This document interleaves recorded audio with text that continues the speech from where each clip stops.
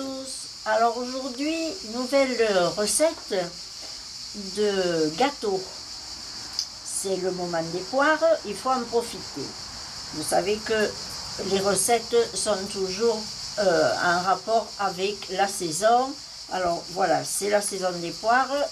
Alors une tarte quand même aux poires, mais gourmande, parce que c'est une tarte poire et chocolat. Alors c'est tout simple.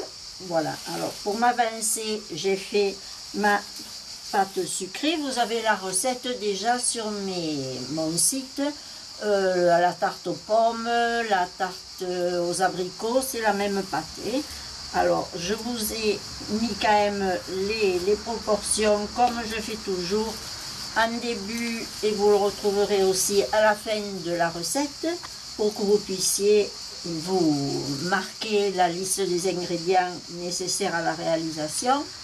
Et voilà, donc j'ai fait ma pâte hier au soir, je l'ai fait passer une nuit au frigo, et là, voilà, je vais l'étirer.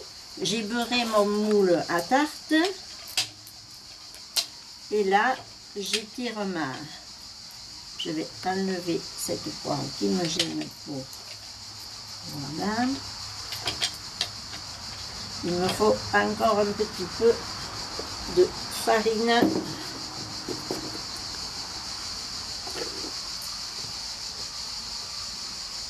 Voilà.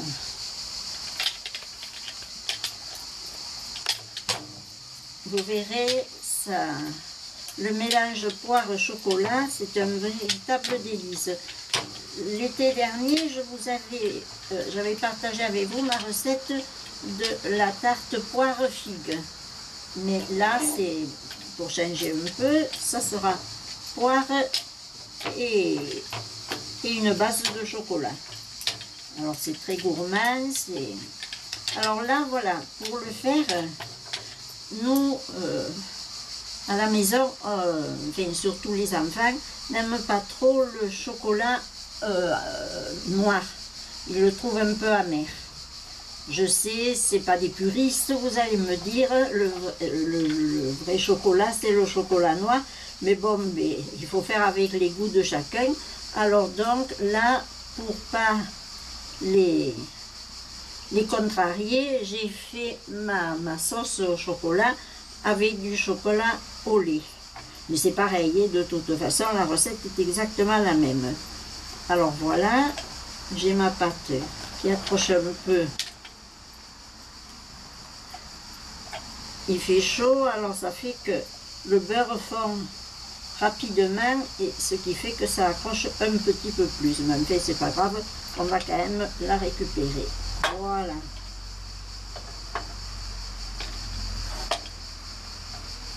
Là, j'ai plus besoin de ça.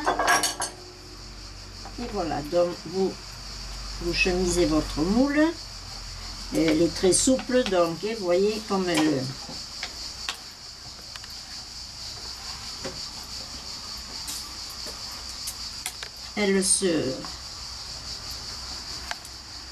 s'étire bien. Voilà.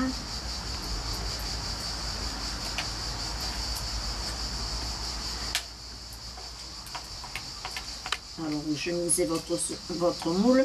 Là, je ne me suis pas servi de mon moule que mes habitués connaissent.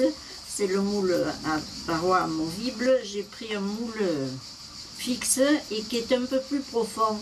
Parce que bon, il y a la couche de chocolat au fond, après j'y mets mon flan dessus, et j'ai peur avec le jus des poires après que ça déborde. Alors ça fait que...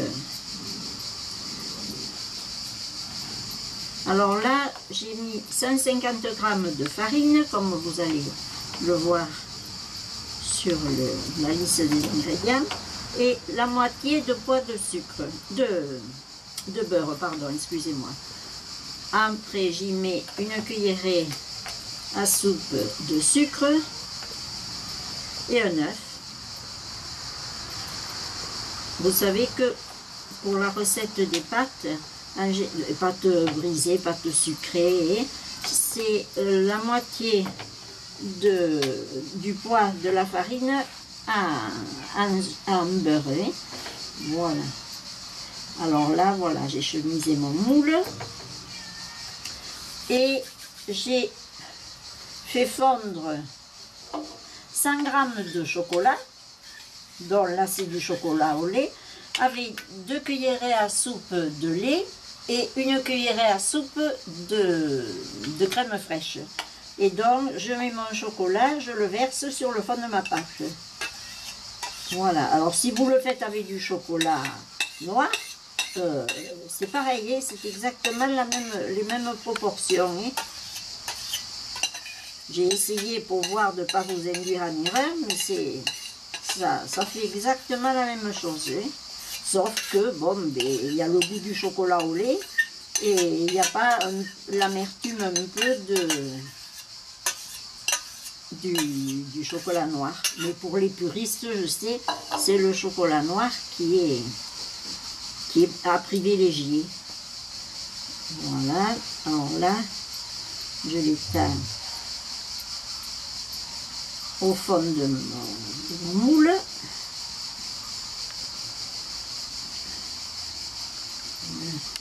Voilà. Et ça s'étend tout seul. Je vais ramasser le fond de ma casserole. Et là, il vous faut 2 minutes à petit feu. Vous mettez votre chocolat coupé en morceaux et vos 2 cuillerées de lait, votre cuillerée de crème fraîche. Ensuite, j'ai pelé les poires, bien sûr. Alors là, vous les arrangez. Normalement, je fais toujours comme ça, là, et voilà. Je les coupe en 4 après les avoir pelés. Et vous les arrangez dans le fond de votre... Alors, vous pouvez vous servir... Là, j'ai pris des guyos parce que les William encore ne sont pas mûrs. Hein. Alors, ça fait que j'ai mis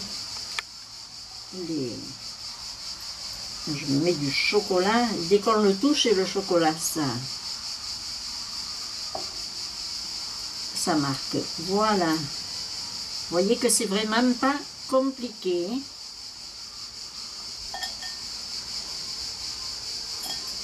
Vous verrez comme c'est bon. Ce fond chocolaté là, avec les poires, ça se marie excessivement bien.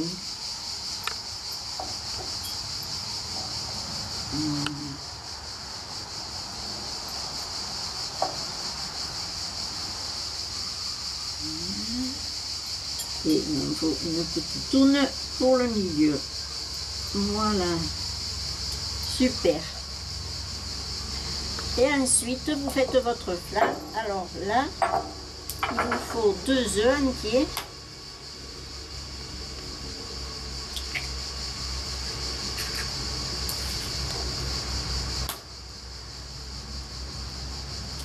Deux œufs entiers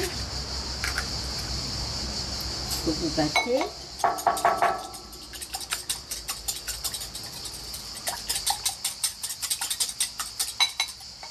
Et vous y ajoutez la valeur de 2 cuillerées à soupe de sucre et en poudre. Ou un peu plus si vous voulez, parce que j'en mets 3 là. Les poires sont pas très mûres et donc elles sont pas très sucrées encore. C'est le début. Hein. Voilà. Et là, vous y versez votre crème fraîche. Et c'est tout. Vous voyez que c'est vraiment pas compliqué à réaliser. Voilà. Vous battez pour mélanger les œufs, le sucre et la crème fraîche. Donc,